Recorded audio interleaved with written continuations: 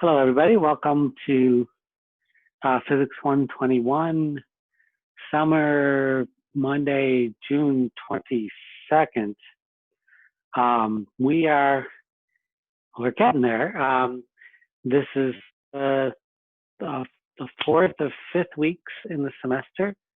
So just to give you a sense of where you are, you've done all but two of the homeworks are finished. You've got one more hour exam to take on Thursday and another which will cover the material through the homework that you're now working on and will complete by this afternoon, ideally. And then next week, there'll be a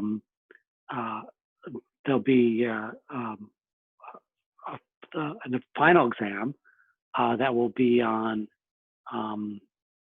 the same time, Thursday, but instead of it lasting only an hour, you'll have, it'll be a 3-hour window that we will break into approximately 50-minute segments for each part of each of 3 parts of the exam.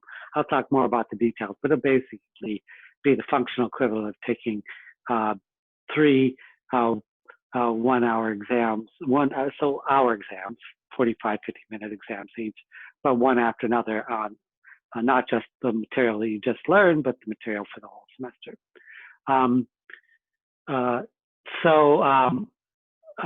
Just to remind you, the homework is due this afternoon. I do have office hours today, and because I have a late afternoon meeting, I broke them into 2 pieces for your convenience. One starting at 3:30 for half an hour, and another starting at 6 o'clock. So either of those are fine. If you'd like to talk to me during office hours, I will also spend time after class today if people have questions about the homework or anything they want to look at. I had posted the grades and solutions for the 2nd-hour exam. If you didn't do as well as you'd hoped to on that exam, please have a good look at the solutions, and then don't hesitate to make the point with me to talk about what you might want to do to improve. There's still plenty of time to improve, but not like there's still plenty of opportunity to improve, but not plenty of time to improve. So that's I'm happy to talk with students about that. I will say one thing about the semester. So again, it's kind of a whirlwind, and what students find especially challenging at this point in the class is that there's so many different concepts now. There's, force, work, energy, momentum, center of mass, systems, spring force, gravity, universal gravity. Just like the array gets larger and larger. And the problem is not that you can't master any of these problems. The problem is that normally during a regular semester, you have 1 or 2 weeks per concept to work on and master concepts before the exams. During the compressed summer semester, that time is lacking. So students, this is built into the way we do the summer class. I expect and want to give students some benefit in terms of absorbing the concepts. So one way we've done that is we're sort of front-loading the semester in the sense that even though there's 2 full weeks to go, we've got most of the material covered for the semester, with the exception of rotations and a little bit of a non-inertial reference frames. Most of the material that's of importance to the final exam, last 2 exams, is already covered. We just have to get through this one topic of rotations, which we'll focus on today, tomorrow, and probably Wednesday too, because it's sort of the last major technical part of the course. What I will specifically try to do is to aim for a soft landing, which is to say the final homework should be relatively easy. The amount of material presented on beginning of next week will be relatively small. We'll talk a little bit about gravity, but kind of a fun subject. You should have lots of opportunity for study time between now and the final exam on the material that we're covering through this week. So does anybody have any questions about, when I say lots of time, I mean lots of time in comparison to anything else. Right? Does anybody have any questions about where we are technically in the semester, logistically, or anything like that? Most students in the class are doing reasonably well. If you have questions about where you stand in grades, you can also send me an email or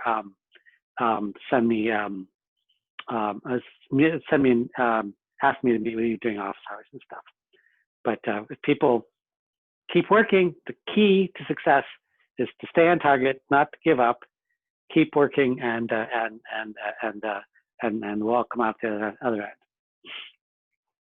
Okay, so we want to talk about rotations and our whole approach to rotations. So rotations, students find rotations can be intimidating to the subject, and one of the reasons it's intimidating is because we use a lot of words that are not intuitive, like torque and angular momentum, things that people don't have that don't correspond to your everyday experience. The other reason they can be intuitive, kind of intimidating, is that it sounds like a lot's going on at the same time when you have a rotation.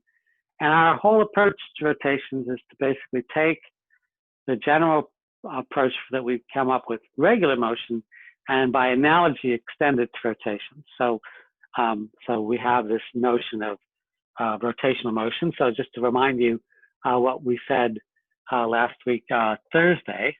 So if I'm going to make kind of a comparison table. So this is the quantity of motion.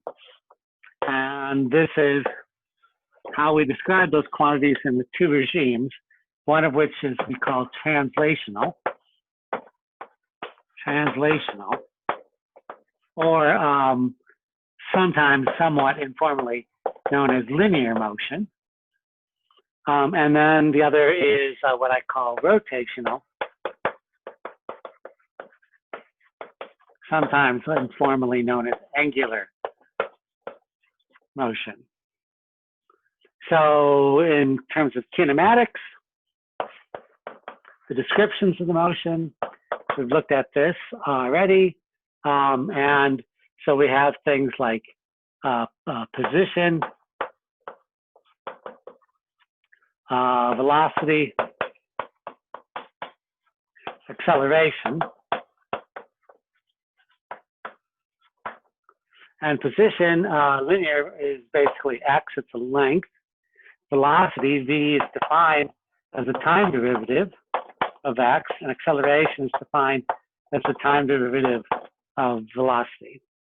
And in the same way, for rotational motion, position is an angle, theta, and rotational velocity is defined, should be defined as, the time derivative of the angle. And angular acceleration is defined as the time derivative of the angular velocity. So we use omega, little omega, typically, for angular or rotational speed, or velocity rather, and alpha for rotational acceleration. And we can use the same rules of kinematics that we use in 1D, just substituting these things in for the equations that we have. And so for dynamics, the key thing we want to deal with today is Newton's second law, which says that the net force is equal to the mass times the acceleration. And this is true for a point object. This is true for a system. We've talked about this. For rotations, the analogous equation is that the net torque is equal to the rotational inertia, sometimes called the moment of inertia, I times alpha. So remember what I said at the beginning of the class, the key to success in this course, and I think most of you did quite well on this exam, in the context of applying Newton's second law in a recipe to solve problems that you would basically get. But there's essentially a step-by-step process for applying Newton's second law to find forces and accelerations given certain things. So what we're going to do today is we're going to extend that recipe to consider the case for torques as well. And again, I know you've seen the little video clip on statics. If you haven't, be sure to check it out. But we're gonna, because the recipe takes a while to learn, we're gonna go through a few examples until we get the recipe sort of pinned down. So this is our approach. Everything we've already learned linearly, we now do by analogy rotationally. And if that, to the extent, the amazing thing about the laws of physics is that even though these are two completely different kinds of motion, the analogies hold very well. So remember, this equation, the name of this equation here, this is Newton's second law. The name of this equation is Newton's second law for rotation. This is not the torque equation. And when you use this equation, this is something a couple of you got a little bit tripped up on in the exam. Whenever you use an equation, if you introduce an equation, you have to tell me what concept it comes from. This is the conceptual equation for Newton's second law, but as applied to rotations instead of translations. Okay. I'm going to erase this so we can actually do some example problems. This is, by the way, straight from the review sheet. I took the review sheet I posted last Thursday and I broke it into two parts, one for the module that you need for the homework you're doing now and one for the stuff we're going to do this week. And the reason I broke it up is to make it clear that you won't be responsible for this new stuff, the stuff we're doing today on Thursday's exam.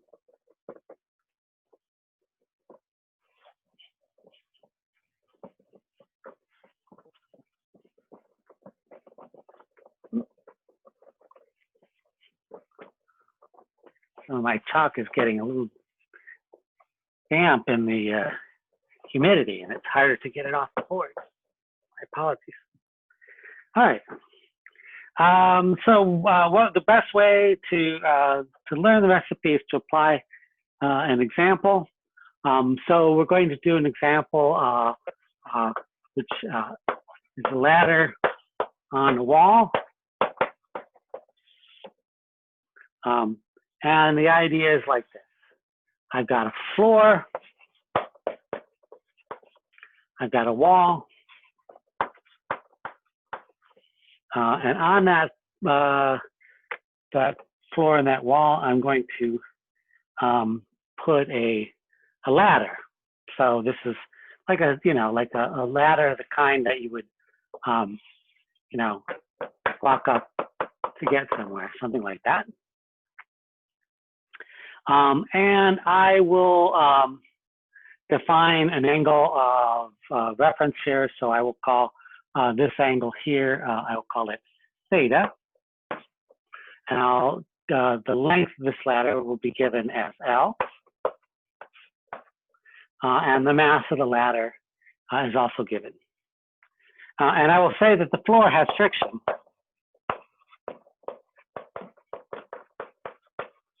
But the wall has essentially no friction. That's not necessarily realistic, but it simplifies the problem to the point where it becomes much more tractable. And it's not totally unrealistic. If you have a smooth wall, the force of friction is small compared to the force of friction here, where you have a large normal force you expect compared to this. Your intuition makes that sense. So we want to basically figure out what are the forces on the body, So given all of this, we want to know what are all the forces on the ladder.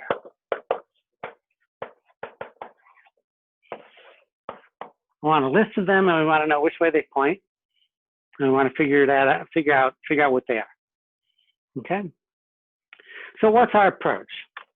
So our approach is always, well, not invariably, because sometimes this first step is so trivial that you don't really need to do it technically. But even if you follow this approach rigorously, you can't fail.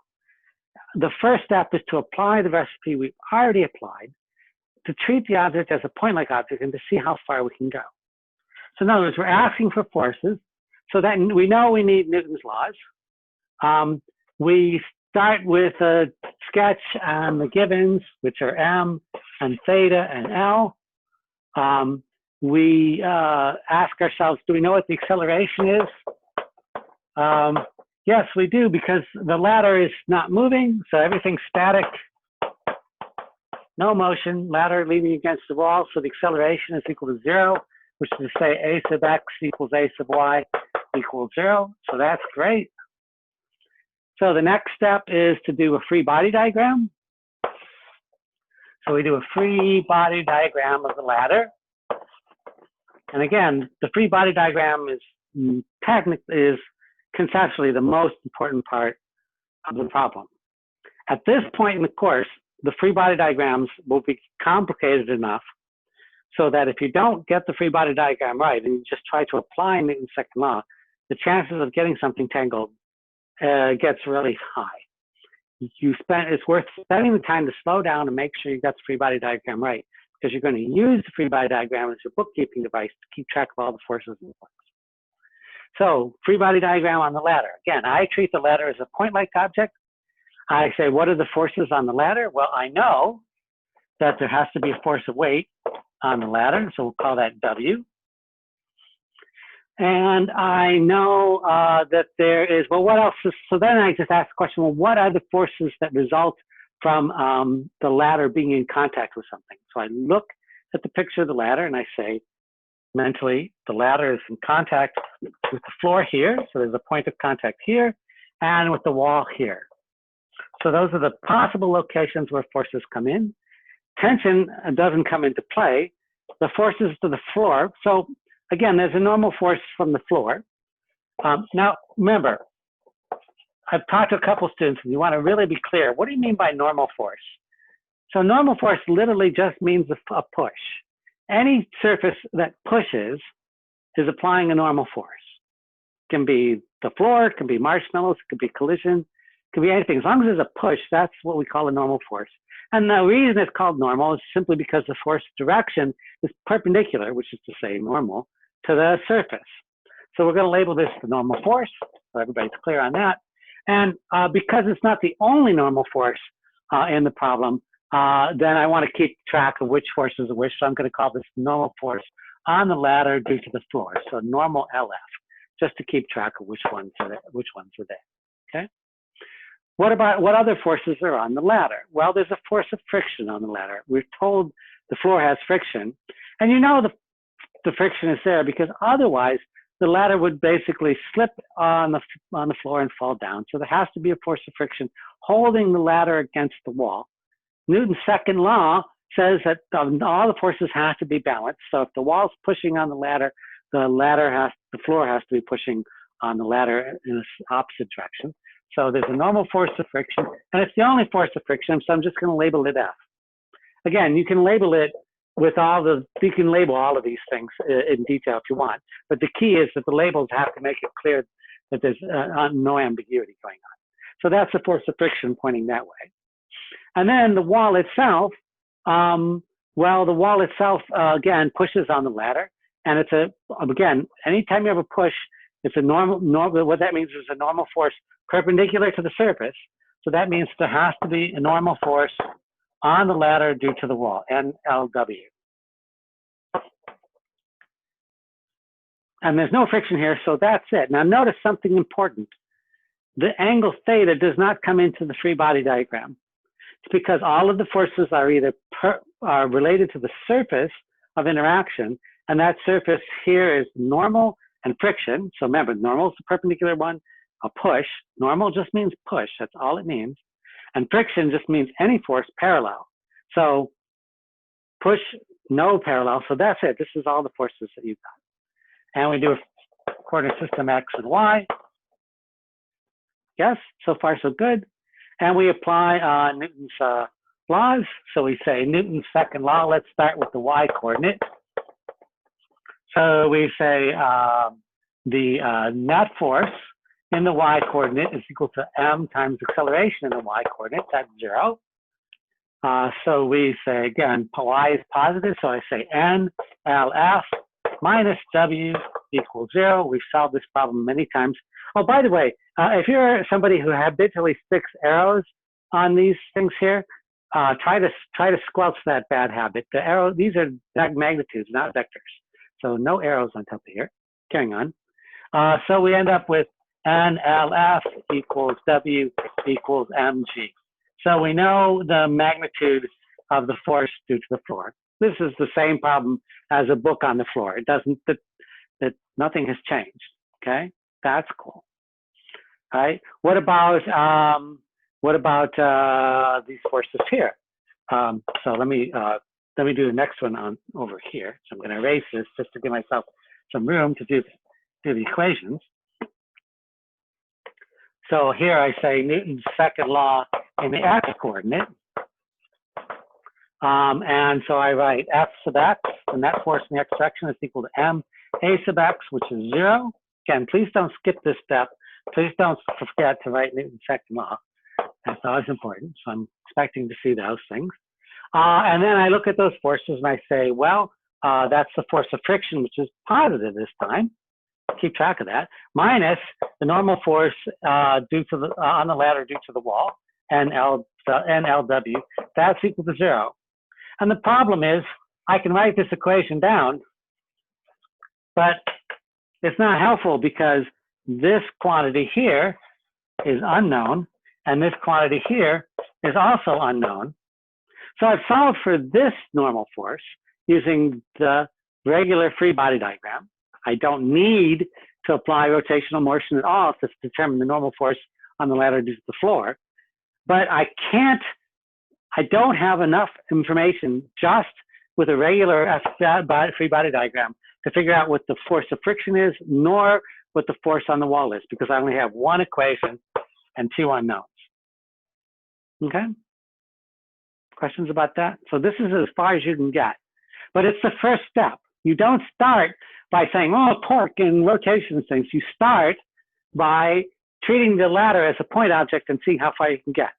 And in particular, if I only ask you for this, you'd never have to do anything else. You could stop. But if I ask you for all the forces, you have to keep going.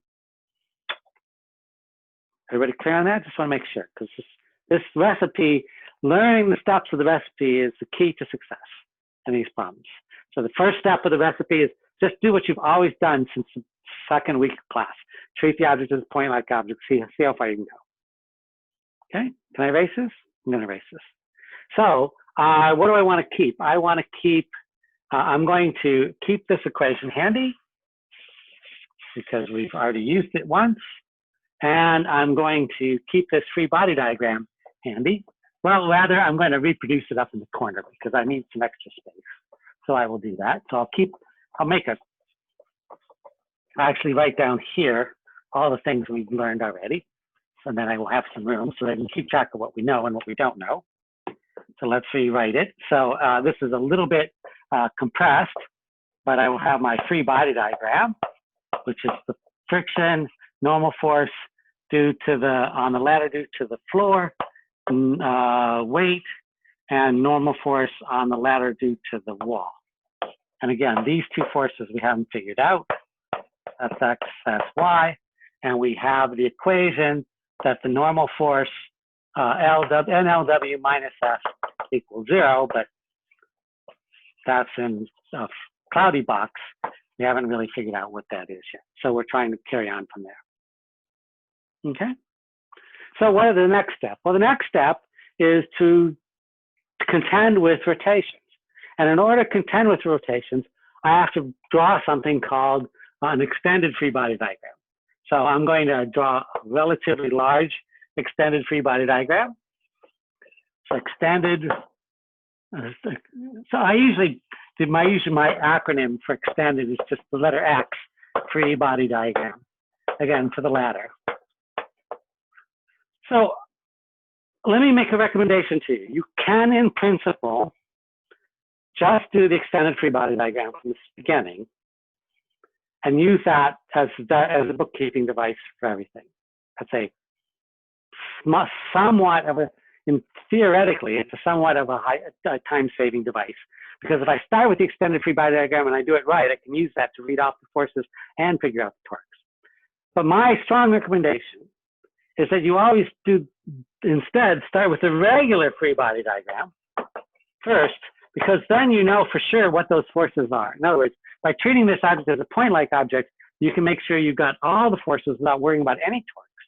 And then when you do the extended free body diagram, there's a one-to-one correspondence between the forces that are here and the forces that are here. You don't have to figure out the forces again.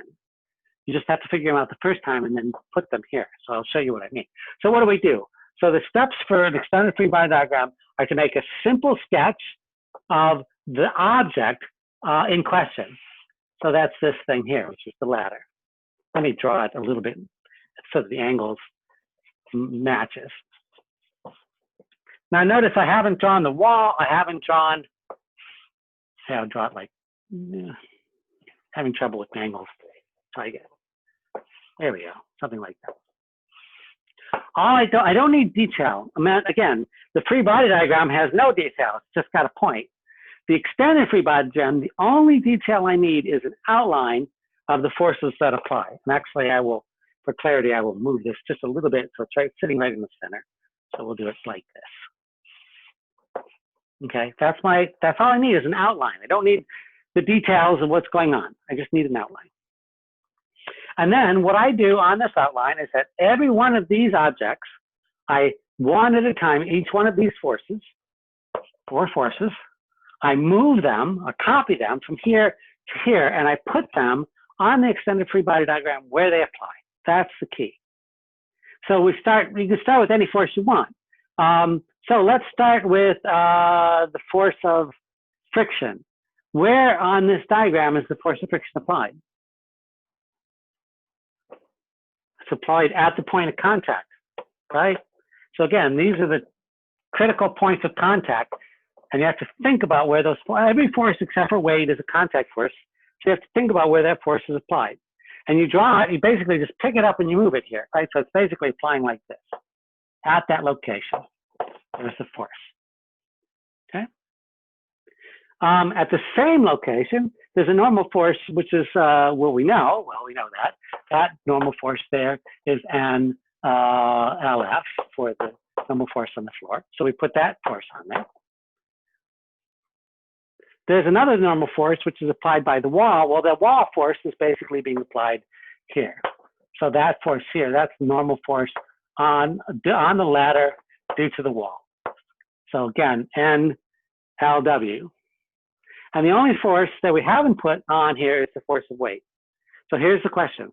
Where does the force of weight go? Anybody know? Anyone want to venture a guess? Center of mass.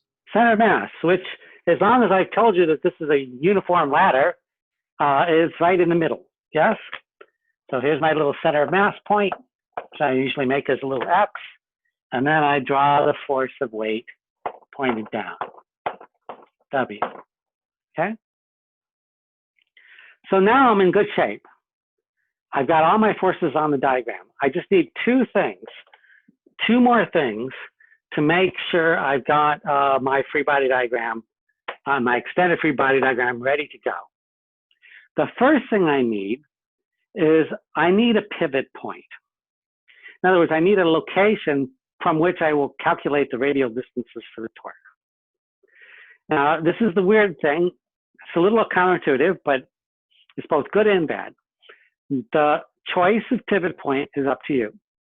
In other words, just like choice of coordinate system, you know, you could choose coordinate system point this way or tilt it or down or whatever. It's up to you. That means, when I say it's up to you, that's the good news. The bad news is some choices are better than others.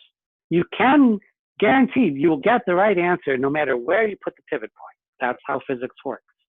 You will get the right answer. It's just the algebra could be more technically tedious for some pivot points than others. So here's the rule of thumb. If the object is spinning or rotating, or it's about to twist, there's an axle that's pinning something down, the best place for the pivot point is right there at by definition, in some sense, it's where it's spinning. Now, you don't have to choose that, but it's certainly the best point. But if the object is not moving, like in this case, it's not obvious where the best pivot point is. You could pick a pivot point in the middle. That's totally reasonable. You could pick a pivot point at one end, right? Because you could treat the ladder as basically rotating about this point. Or you could take a pivot point here, right? Any of these locations is acceptable. No problem. So what are we going to pick? Well, here's my advice. My advice is that if you're given a choice, put the pivot point at the location where there's at least one, and ideally more, but at least one unknown force. At least one unknown force. Why? Well, you'll see, but short answer is because if we pick that pivot point, the torque due to that pivot point goes to zero. It makes the same. Anytime you choose something so it goes to zero, the calculation is easier. So perfectly acceptable to pick these two locations as a pivot point. But today I'm going to pick this point right here at the bottom as a pivot point. And I'm going to label it like that. So when you make your free body diagrams, please indicate the pivot point so that the instructor and the graders and you remember where you're calculating the torque from. Now we're nearly done. There's only one more thing we have to add to our free body diagram. So what do we need an extended free body diagram? We need the same forces. They have to be exactly the same forces on the regular free body diagram and the extended free body diagram. Check. At the locations. Check. Pivot point. Check. And then one last thing is we need the functional equivalent of a coordinate system. So for the purposes of doing these free body diagrams, the motion is what I call one-dimensional, which is to say that the board is either, we treat the board as an object that can either be rotated in a clockwise direction or counterclockwise direction. And we just have to pick one of those as positive. What's the rule of thumb? The rule is that if you know which direction the acceleration is, choose that as positive. It's always, remember the rule, align your coordinate system with the direction of a positive acceleration to help reduce sign errors. That applies here. But in the case of static problem where the board's not moving, it doesn't matter whether you pick positive or negative as clockwise or counterclockwise as a positive or negative. So given it's arbitrary, and it doesn't matter, I could pick either one. It won't make any difference. But there's this kind of convention in physics that all other things being equal, if you have a choice counterclockwise, and I indicate that by a little arrow going around in the counterclockwise direction, corresponds to positive. So this is my indication of the direction of positive torque in the counterclockwise direction. And again, you're free to choose it clockwise or counterclockwise. You just have to make it clear on your free body diagram. Okay? So now we're in good shape because now we can write down Newton's second law for rotations. So what does that say? That says that the net torque is equal to I times alpha. Now, let's deal with the right-hand side first because it's easy. You may say, Mr. Cobalt, I have no idea what I is for a ladder. Well, I haven't told you. But it doesn't matter because alpha is zero. Nothing's moving. So that right-hand side is zero. So that becomes easy. So that's zero. And the left-hand side is just the net torque. So my strong recommendation is instead of charging ahead and writing down a long equation right off the bat, you take a slow steps and you actually tell me what the net torque is. So the net torque is due to all of the individual torques. So I'm going to basically, because I need more room, I'm going to jump from here to here and actually write out, well, actually I'm going to jump from here to here and actually write out what those torques are. So in other words, the net torque is just the sum of the torque due to all the forces. So let's just list the forces. The torque due to the friction plus the torque due to the normal force LF plus the torque due to the weight plus the torque due to the normal force LW. All of those all together have to be equal zero. So all I have to do now, so in other words, I've jumped from here to here. Sorry, that's a little confusing. So all I have to do now is use this free body diagram to figure out what all four of these torques are. And the key to figuring those out is the definition of torque. Definition. It says that torque for a force is defined as R times F times sine of phi, where phi is the angle between R and F. So the key idea, as I mentioned on Thursday, is that F is the force, R is the radial vector that goes from the pivot point to the location of the force, and sine of phi is the angle between that radial vector and the force vector. Okay? So we can just take these one at a time. So the torque due, so let's actually, let me use green to actually draw the arrow here. So what is the torque due to the force of friction? Well, I look at the free body diagram, I say, here's the pivot point. The force of friction is on the pivot point. And therefore, the radius value is what? It's 0, right? So it doesn't matter what all those things are. Anytime I put a pivot point, every time I have a force on the pivot point, that torque is 0. So that becomes 0 plus the torque due to NLF. Well, just like friction, NLF, doesn't matter which way it points, it doesn't matter its magnitude, because it's at the pivot point, R is equal to 0, and therefore the torque to this one is 0. What about the torque due to the weight? Well, the weight is over here. So I've got a radius vector, which I will draw in pink. So the radius vector goes from the pivot point, not radius, radial. Radial vector goes from the pivot point, so I'm drawing it here, R, to that location. So I've got this distance here. Well, what is that distance? That's halfway, so that's just L over 2. So we've got here, so this one, the weight, that one becomes L over 2, that's R. F is just the weight. Well, we know what the magnitude of the weight is. That's just mg times mg times sine of phi. Well, what is phi? So this is the only thing that's really kind of tricky about this problem. This angle here is theta.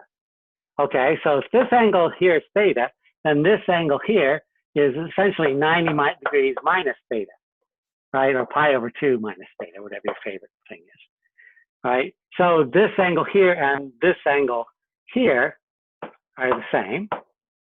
So that means that the angle between the weight force, W, which is pointed down, and the radial vector there is not theta, but it is essentially 90 degrees minus theta, okay? That's the torque due to the weight. Oh, by the way, is that torque positive or negative? So in other words, we either add it or subtract it. And the trick is to ask yourself which way, in the absence of any other force, which way would this force cause the ladder to turn about the pivot point? So you imagine pinning the ladder on the floor at the pivot point, and you say the only force on the ladder is the weight. That weight will cause the ladder to turn in the counterclockwise direction. So that means it's clockwise direction, like this. So that means that this torque here is negative, okay? So we've dealt with that term. And then finally, we have the torque due to this normal force. So again, we have the distance. Well, now I've got a new vector R, which goes from the pivot point all the way here. So this is my new vector R, which is a radial vector that goes from the pivot point to that force. So that length is L. The magnitude of the force is N sub LW. And then we got sine of the angle phi. What is the angle phi? Well, this angle here is theta. So that angle there, again, these are parallel.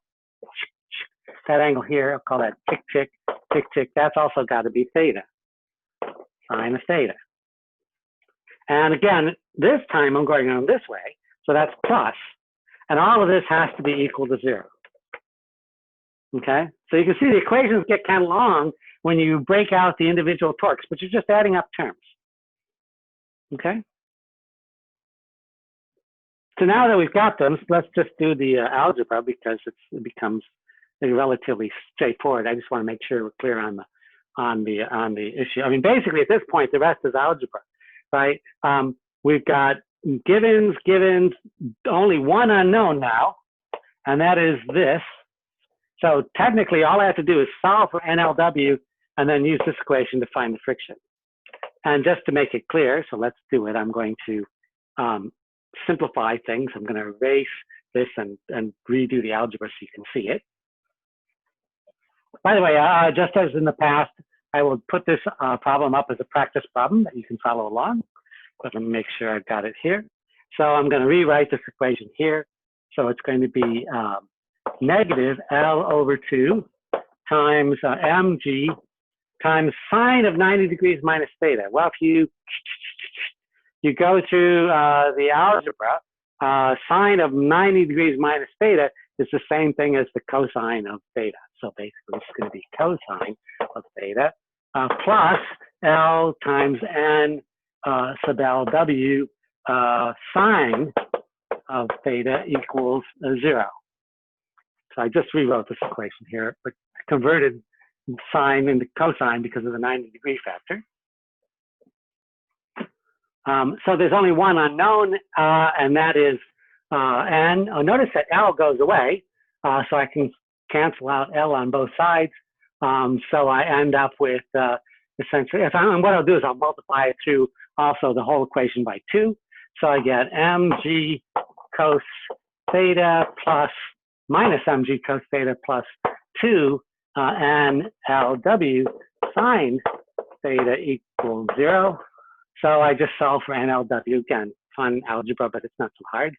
So NLW, well, so basically that's going to be equal to mg cos theta divided by 2 sine theta, which is just mg over 2 times the cotangent of theta. Okay?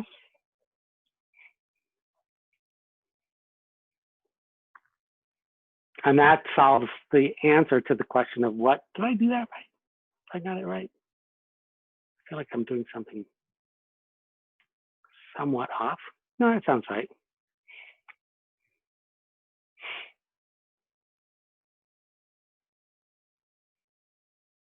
Questions about that?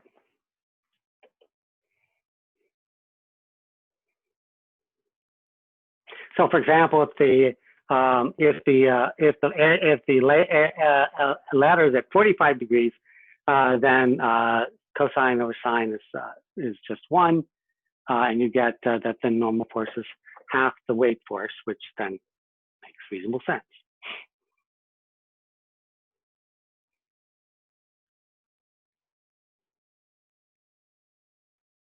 Okay. Cool. So we have time for one more example. So we've now done 2 examples, one in the video and one in class today, where we dealt with statics, which is to say, we set up a situation where we have what's called a rigid body. So the word rigid body simply means a body that is holding its shape and for which you, in general, must contend with the potential for torques on the body to describe and explain all the portions. In other words, a rigid body is an object that is solid, but can't be, at least for the context of the problem you're solving, can't be simply treated as a point-like object to get answers to all the answers that you need. So we're going to talk about another body, and that is something that we call a massive pulley. So earlier in the semester, we dealt with ideal pulleys. A massive pulley is just a pulley that, so I'll set up an example problem with a massive pulley. That's the easiest way to do it. A massive pulley is just an object that looks like a regular pulley, which is to say, some kind of disc that is pinned on a bracket so that it's free to rotate about that bracket in some particular way. And in this case, what I will do is I will take a piece of ideal string and I will wrap it around and around this pulley several times so it's tied to the pulley and then comes down to some kind of a massive object M. And then the massive pulley itself will have a mass, a big M. And I can ask the question, given the radius R, the mass M, and the mass little m of the block, what is the acceleration? XL. All right, so what I've got here is a system where I've got a block wound around some kind of drum or spindle, which is my massive pulley, and it pulls down as the block goes down. The string unwinds, and the drum begins to accelerate. And I want to know basically, what is A sub, A in this direction. There's one other piece of information I have to give you to tackle this problem, and that is I'm going to have to deal with rotation of forces, rotations of the pulley. A massive pulley, by definition, is an object that you have to worry about its rotations, not so much its translations because it's staying put. It's just spinning on its axle. So I need to tell you what I is.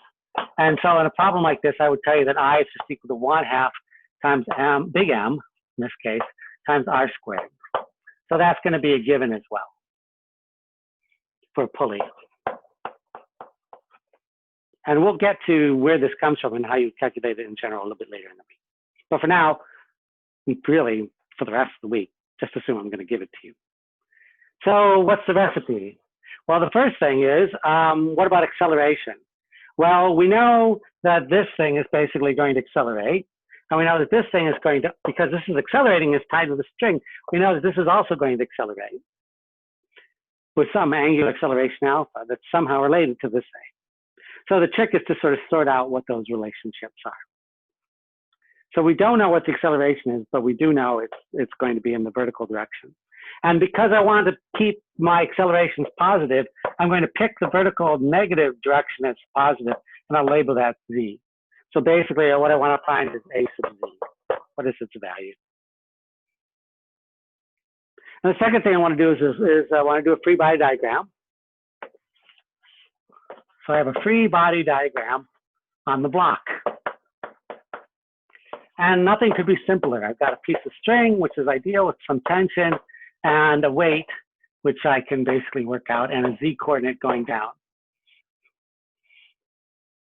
So I can start by trying to see how far I get with this. So I can write down the force on the block in the z direction is equal to the mass of the block, which is mass m, times the acceleration in the z direction. So I end up with tension minus weight, because I'm, again, positive down, and I'll skip the step. I'll substitute mg in for weight, is equal to maz. And that's all great and wonderful, except that I quickly end up with one equation with two unknowns. So that's annoying. That's as far as I can go. I can't solve, I mean, if I solve for a sub z in terms of t, I haven't solved the problem because I don't know what t is. And by the way, t is not mg because the forces are not balanced on the block. It's t is less than mg because it's accelerating down. We've got to figure out what that acceleration is. Professor, would we have mg minus t? Yes, you would, especially if I was looking at the coordinate system, right? Thank you. Yeah. I just had a little bit of a brain blip there. Thank you for catching that. Yes, so draw mg minus t. Thank you. I would have been in big trouble later. It's an easy mistake to make because you have to stare your free body diagram. But yes, there you go. All right, so what else are we going to do?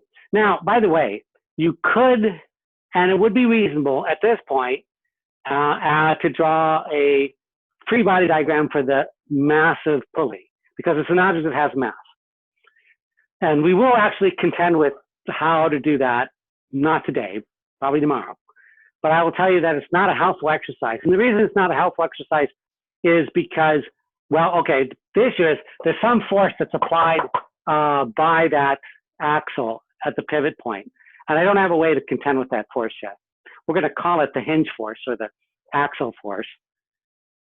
But whatever it is, we know that we don't know what it is. And it doesn't matter what it is because it doesn't contribute to the torque. So I'm going to start right away with the extended free body diagram. Extended free body diagram of the pulley. So again, I'll make this nice and big. My strong recommendation is that you use lots of paper to make your extended free body diagrams as big as they need to be. We put all the force, we draw an outline of the object, which is just the pulley, no other details needed.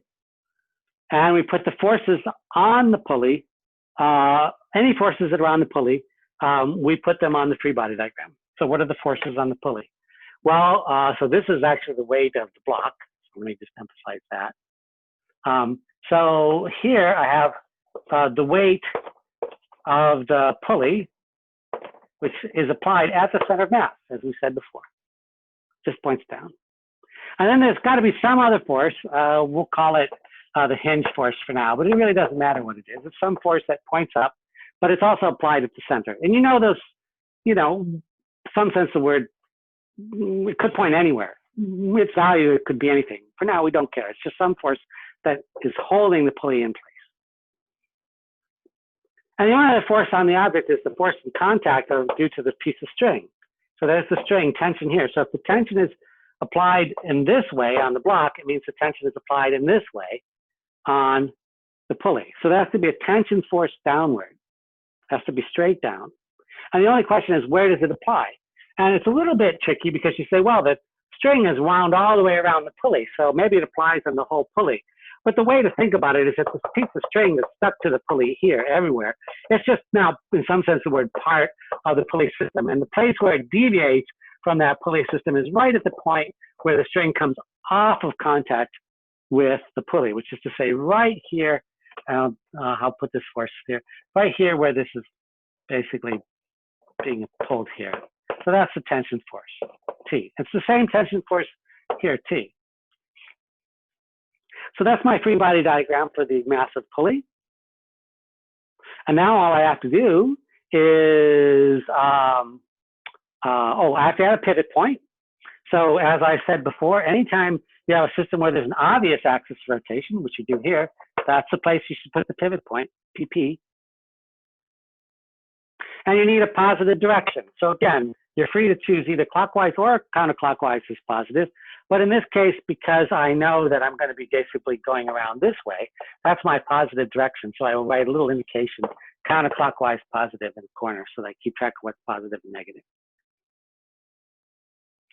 It's a pretty simple free body diagram, but now we have motion instead of not motion. Okay. So I'm going to basically now apply Newton's law for rotation to that extended free body diagram.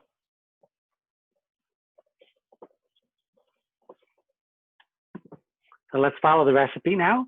So we write down Newton's second law for rotation. So in other words, as soon as I'm done with the extended free body diagram, then I go to this equation, which is tau net equals I alpha. So far, so good. So let's figure out all the torques. So there's three forces on it. It's the torque due to the weight, plus the torque due to the hinge force, plus the torque due to the tension. That's equal to I times alpha. Now here, alpha is not zero, so you can't just plug in zero. You're going to have to contend with the left-hand side at some point. But for now, let's contend with the right-hand side. So the torque due to the weight, well, there's the pivot point, and the weight's right at the pivot point. Remember the definition? So right here is where you use this definition. Tau sub f is defined as R times F times sine of T.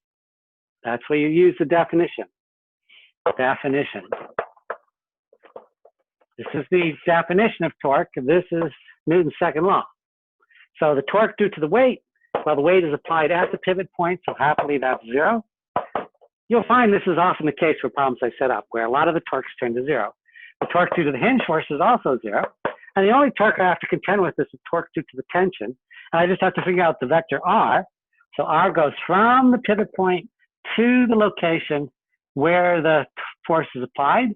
So that's my R vector there. And its length is just the length of, it's just the diameter of the wheel, which is the given R. So it's just R. That's R. Is big R. Big R is just little r. F is the tension. We don't know what it is, so just write down tension. And then sine of the angle between R and T. Well, the angle between R and T is 90 degrees, so sine of 90 degrees is just 1. So I just write sine of, I'll write it out here, sine of 90 degrees, and that's equal to I alpha. So in other words, those zeros go away, and I get R times T is equal to I times alpha. So that's a nice equation, but this is, well, I've got this equation here, which is T and AZ. Here I've got T and alpha. How do I contend with going from AZ to alpha? So I need one more tool, and this is the last tool that I want to introduce for today, and that is the tool of what I'm going to call the rolling constraint. So we're done with the extended free body diagram. Now I want to go back. I'm done with the definition. I'm going to go back and add one more tool to our toolbox for dealing with rotating objects, and that is the rolling constraint.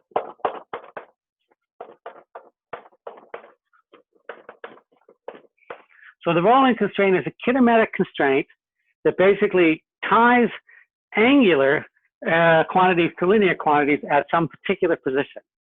We've already looked at it, in fact, in the case of circular motion, going around a path. Remember, circular and rotating are similar but different ideas. But the idea is still the same. If I have an object that sits at a particular value of distance from the location, I can tie the linear relation quantity to the angular rotation. In other words, rolling constraint can be written this way: V is equal to omega times R. Okay, so that's perfectly legitimate. Well, I will usually write it just so I can do it consistently with my notes. I usually do R omega. Let's do that. R times omega. So in other words, the faster it spins, the faster it moves. And of course, the further out it is, the faster it moves as well. Kind of, the bigger the radius, the more it has to whip around. And if I take the time derivative, then you get that A is equal to R times alpha. So here is your third equation. So if this is equation 1, this is equation 2, this is equation 3. Ooh, just in time here. Where I've got now 3 equations and 3 unknowns. This would be, in this case, this is A sub Z, which is the rotational, basically it's the rate at which the string is unwinding, right? So that's basically corresponds to the acceleration on that point of the wheel right there. And the rate at which it's unwinding is proportional to the acceleration of the unwinding is proportional to the acceleration of the rotation with that factor R. So in this particular case, sorry, I'll leave that as A. So in this particular case, it means A sub Z equals big R times alpha. So that's my third equation, really. This is the general rolling constraint. These two equations both together, rolling constraint. And here is my particular result for this particular problem, right? So I can take the rolling constraint, I can solve for alpha, plug it into here, solve for tension, plug it into here, solve for A sub Z. 3 equations and 3 unknowns. The rest is algebra. I'll do the algebra on the practice problem, which I post this afternoon, but I won't do it now because who wants to see a physics professor doing algebra? Any questions? And by the way, if you get this far in the exam, I said this before, if you get this far in the exam, you highlight 3 equations and you make it clear that there are 3 unknowns, A, alpha, and T, and you say 3 equations and 3 unknowns, and you write down the rest is algebra, and you either screw up the algebra or you don't even do the algebra. I promise I will still give you almost all I'll give you the lion's share of the points. I won't give you every point because algebra is kind of not trivial, but nonetheless, I will give you the vast majority of the points if you want to, because I'm much more interested in you doing the physics than the algebra. And that's all I have to say today. So now we've looked at 2 examples of dealing with rotational motion, a ladder and a massive pulley. Tomorrow we'll do a swinging rod, and we'll take a look at a couple of other issues related to rotational motion in terms of vector quantities. And then we'll turn to rotational kinetic energy. And that's where I'll start today. Questions?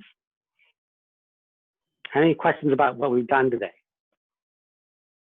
This is sort of relating to today, but if we have a problem that says we don't have to deal with rolling constraint, what does that mean in terms of the acceleration? Well, what that means is that the rolling constraint doesn't help you solve the problem. Okay. Okay. So the tricky part with the rolling constraint is that it's so I'm going to demonstrate my point. I'm going to erase. I'm going to leave the rolling constraint here, but I'm going to erase this here so I can demonstrate my point. So the rolling constraint is a constraint that applies to any rigid body, and it applies, basically it tells you the relationship between the translational motion at a particular point. So they leave the rolling constraint and then everything else go away. So these 2 equations are the rolling constraint. They're basically this and the derivative of it. That's what we call the rolling constraint. And it's called the rolling constraint because it's actually the relationship if I had a wheel that was rolling on the ground, this would be the relationship between the wheel's velocity and its linear velocity and its angular velocity. So that's where it comes from. But how do I actually, where does it actually, why would people think of this? How would this work? So I'm going to invent an object. It's an arbitrary object of some arbitrary size. So if you look in physics textbooks, physicists, three-dimensional objects of arbitrary dimensionality and arbitrary size look like a potato. I don't know why they look like a potato, but so I've drawn a potato. Imagine this is a big potato. And imagine that I've taken a skewer. So I've got, a big rod, and I skewer the potato at some arbitrary location right here. So that's my skewer. So that's my pivot point. I usually draw the pivot point as like a circle like this. So that's my pivot point. So that means that the potato is free to rotate about that pivot point like this, right? That's how the potato will rotate. Okay? Does that make sense so far? So what does the rolling constraint do? The rolling constraint says that if I pick any arbitrary piece of this potato, say I pick a piece of the potato right here. So there's I'm going to make a little three-dimensional box corresponding to the piece of the potato right here, the infinitesimal piece of the potato. So what does the rolling constraint tell me? The rolling constraint tells me that if I draw a radius line from the pivot point to that box, again, it's always from the pivot point to that box, and I call that R, then there's a relationship between the rotational quantity, so we'll call this omega, and the linear quantity of velocity, which is to say in the translation motion in the direction of motion, which corresponds to, say, this, right? So in other words, even if the potato has some arbitrary shape, every piece of the potato is making a circular path around. Every piece makes a circle. In other words, if the body is rigid, each individual piece looks like a particle going in a circle in orbit around that pivot point with a velocity v that's given by this equation. Now, that's all true, great and true if the pivot point is held still. But if the entire if the potato is also moving, say the potato has some additional velocity or some additional component v, then you have to basically add the two velocities to get the total velocity. You see what I'm saying? So if I'm treating the object as a point-like object, then and I ask what is the translational motion of the whole object, that's not the velocity that comes into the pivot point. Into the rolling constraint. The rolling constraint is the velocity that corresponds to any piece, this piece, that piece, this piece. Every piece follows this rule where r is the distance from the pivot point to that location. Does that clarify? A little bit? Yes, thank you. Sure. Other questions people might have.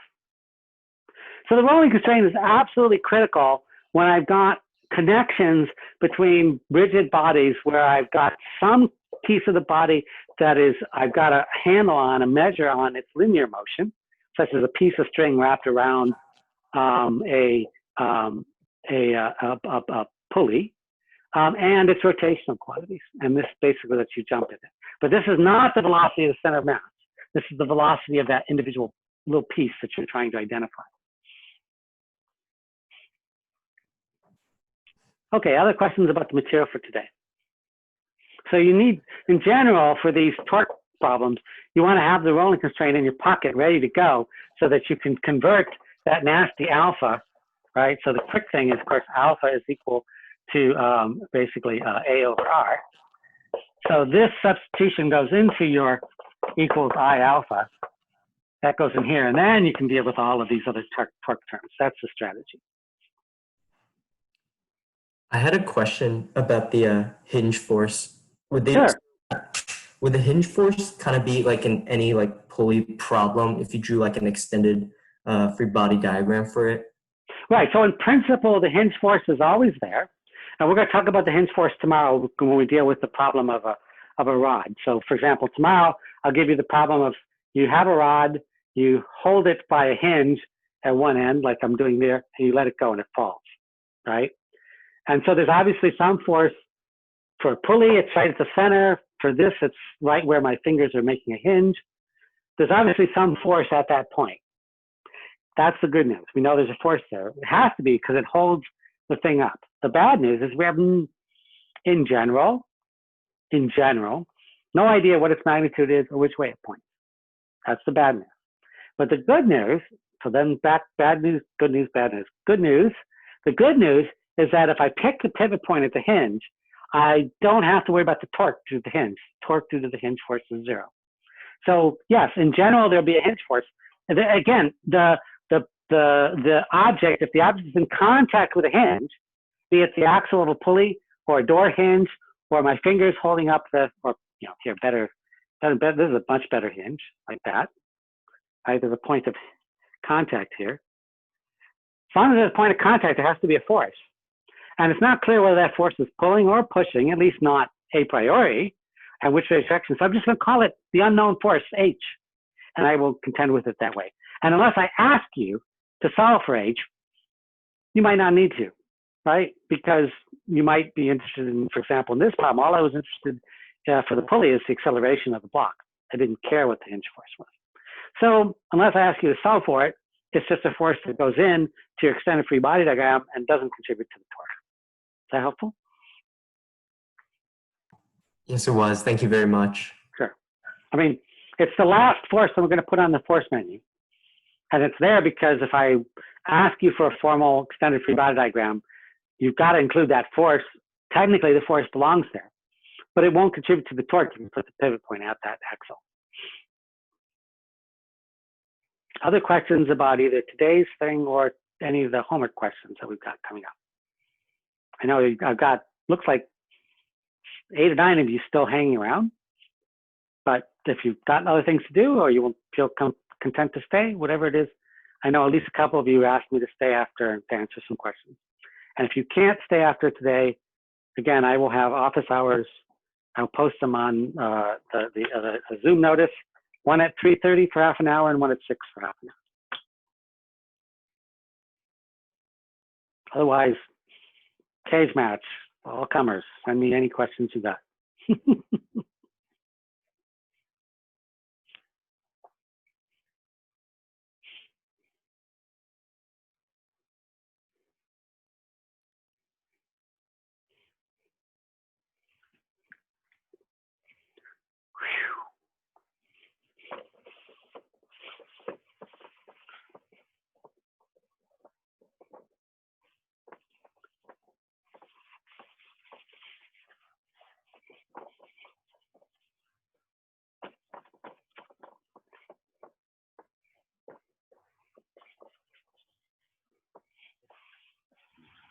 Hi. Hi, who's got a question? I do. I had a question about one of the homework problems.